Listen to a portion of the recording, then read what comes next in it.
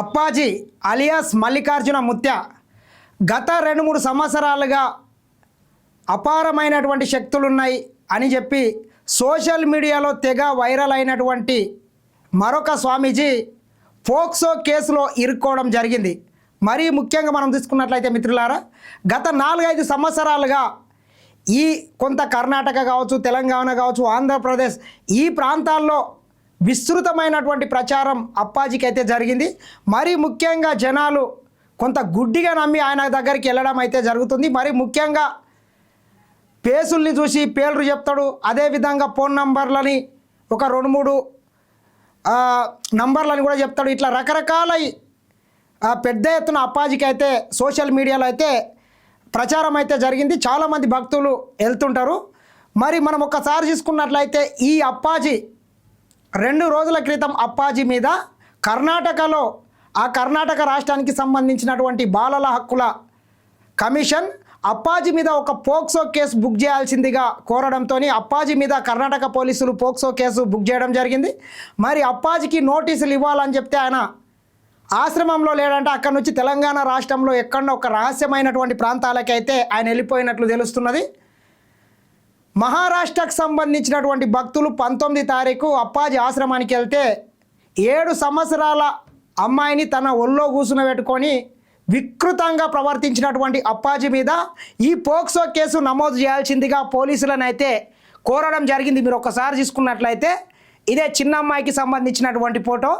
అమ్మాయిని ఎక్కడ పడితే అక్కడ పట్టుకోవడము, అదేవిధంగా ముద్దులు పెట్టడం, ఇట్లా ఏదో ఒక చిన్న పిల్లవాని మాదిరిగా అయితే ప్రవర్తించడం జరిగింది. చాలామంది రోజు రోజుకు ఈ బాబాలు వీళ్ళు వాళ్ళని నమ్మడం ఎక్కువైంది. దయచేసి జనాలు కూడా కొంత విఘ్నతతో ఆలోచన చేయాల్సినటువంటి అవసరం ఉంది. కానీ రోజు రోజుకి ఇది మన భారతదేశంలో ఇంకా ఎక్కువైపోతున్నది. ఒకసారి చూడొచ్చు, మల్లికార్జున ముత్య అలియాస్ అప్పాజీ ఈ పేరు సోషల్ మీడియాలో వినే ఉంటారు. అపార శక్తులు ఉన్నాయంటూ ఆ మధ్య తెలుగు రాష్ట్రాల్లో జోరుగా ప్రచారం సాగింది.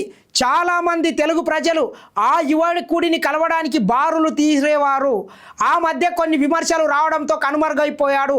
తాజాగా మరోసారి మల్లికార్జున ముత్య వార్తల్లో నిలిచాడు. కర్ణాటకలోని యాద్గిర్లో స్వయం ఘోషిత స్వామిగా పేరొందిన మల్లికార్జున ముత్యపై పోక్సో కేసు నమోదు కావడం కలకలం రేపుతోంది. సోషల్ మీడియాలో వైరల్ అయిన ఓ వీడియో ఆధారంగా పోలీసులు ఈ చర్యలు తీసుకున్నారు. వీడియోలో అప్పాజీ ఓ మైనర్ బాలికతో అనుచితంగా ప్రవర్తించినట్లు ఆరోపణలు వెల్లువెత్తాయి. ఫిబ్రవరి 19న మహల్ రాజా గ్రామంలో చోటు చేసుకున్నట్లు సమాచారం. అక్కడే ఉన్న మల్లికార్జున ముత్య సందర్భానార్థం మహారాష్ట్రలోని సోలాపూర్కు చెందిన ఓ కుటుంబం వచ్చింది. అదే సమయంలో మైనర్ బాలికను తన చెంతకు తీసుకున్నాడు అప్పాజీ. బంధువుల సమక్షంలోనే ఆ బాలికకు ముద్దులు పెడుతూ వికృత చేష్టలు చేశారు.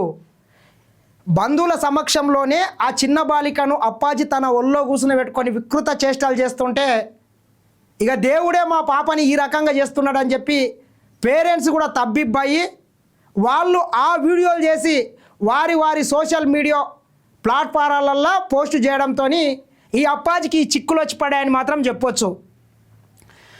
ప్రజల్లో తీవ్ర దీనికి సంబంధించిన ఓ వీడియో బయటకు వచ్చింది. వెంటనే వైరల్ అయింది. ప్రజల్లో తీవ్ర ఆగ్రహం వ్యక్తమైంది. విషయం తీవ్రతను దృష్టిలో ఉంచుకొని కర్ణాటక రాష్ట్ర బాలల హక్కుల పరిరక్షణ కమిషన్ సుమోటుగా తీసుకుంది. కమిషన్ చైర్మన్ శశిధర్ కొసాంబే ఆదేశాల మేరకు అధికారులను వెంటనే చర్యలు తీసుకోవాలని సూచించారు. అనంతరం యాదగిరి జిల్లాలో ఉన్న గోగి పోలీస్ స్టేషన్లో కేసు నమోదు చేశారు. షహపూర్ తాలూకా చైల్డ్ డెవలప్మెంట్ ప్రాజెక్ట్ అధికారి ఫిర్యాదు మేరకు పోలీసులు పోక్సో భారత న్యాయ సంహితలోని సంబంధిత సెక్షన్ల కింద కేసు బుక్ చేశారు.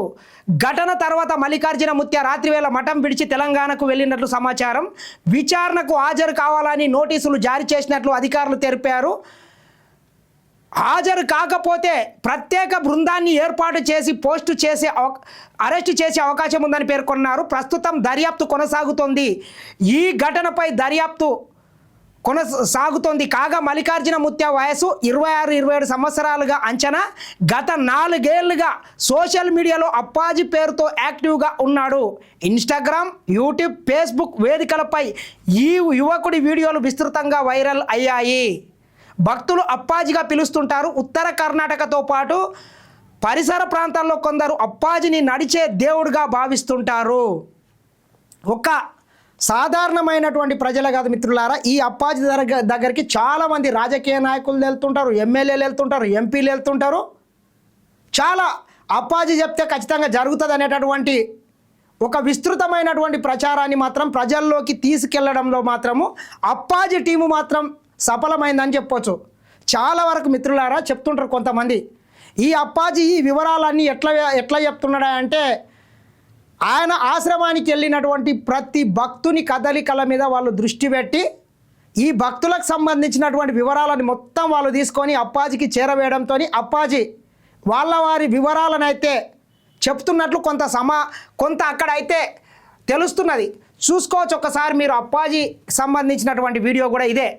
ఇట్లా ఈ చిన్నపిల్లని అట్లా ఒళ్ళో కూర్చునబెట్టుకొని వికృతంగా ప్రవర్తించడంతో అప్పాజీ మీద అయితే కేసులు నమోదు కావడం జరిగింది. మీరు గుర్తుపెట్టుకోండి, మీరు ఎంత దేవుళ్ళైనా, మీకు ఎటువంటి మహోన్నతమైన శక్తులున్నా ఈ భారతదేశం చట్టం ముందు అవి దేం పనిచేయి. అంతిమంగా భారత రాజ్యాంగం మాత్రమే ఇక్కడ నిలిచిపోతుంది. రాజ్యాంగం ప్రకారం నడుస్తుంది ఈ దేశము. కాబట్టి మేము గురులము, మేము సాములము, మేమేం చెప్తే అది చేస్తాము, మేము ఎట్లా నడిస్తే అట్లా అనేటటువంటి వికృత చేష్టాలు కొంత మానుకుంటే బాగుంటుంది. ప్రజలు కూడా కొంత చైతన్యం వైపు నడవాలి. ఇట్లా ఇంకా ప్రపంచ దేశాలు మొత్తం ఒక వైపు అద్భుతమైనటువంటి అభివృద్ధి వైపు పరిగెడుతుంటే మన దేశం రోజు రోజుకి ఇట్లా సాములు, గురువులు, అయ్యవార్లను నమ్ముకుంటా రోజు రోజుకి ఎంటకోతున్నది. ఈ ఘటన మీద అప్పాజీ మీద కేసులు నమోదు కావడంతో అప్పాజీ కూడా కొంత ఈ వీడియో నేను కావాలని ఇట్లా చేయలేదని క్షమాపణ చెప్పినట్లు కూడా కొన్ని వీడియోలు అయితే వైరల్ కావడం జరిగింది. ఏది ఏమైనా ఈ గురువులు వీళ్ళని నమ్మకోకపోవడమే మంచిది. మీరు ఒకసారి చూడొచ్చు అప్పాజీ ఏ రకంగా ప్రవర్తిస్తున్నాడు. చిన్న అమ్మాయిని జుట్లు వాటి లేపడము, ఇట్లా కిందేయడం, ఇట్లా కొన్ని చిన్నపిల్లగాని చేష్టలు అయితే అప్పాజీ చేస్తుంటాడు. చాలా వరకు చూసినాం. ఒకసారి మీరు చూడొచ్చు. ఇవి యూట్యూబ్ గైడ్లైన్స్కు కూడా కొంత ఇబ్బందిగా కలిగించే అంశాలే కాబట్టి అవి చూడకపోవడమే మంచిది.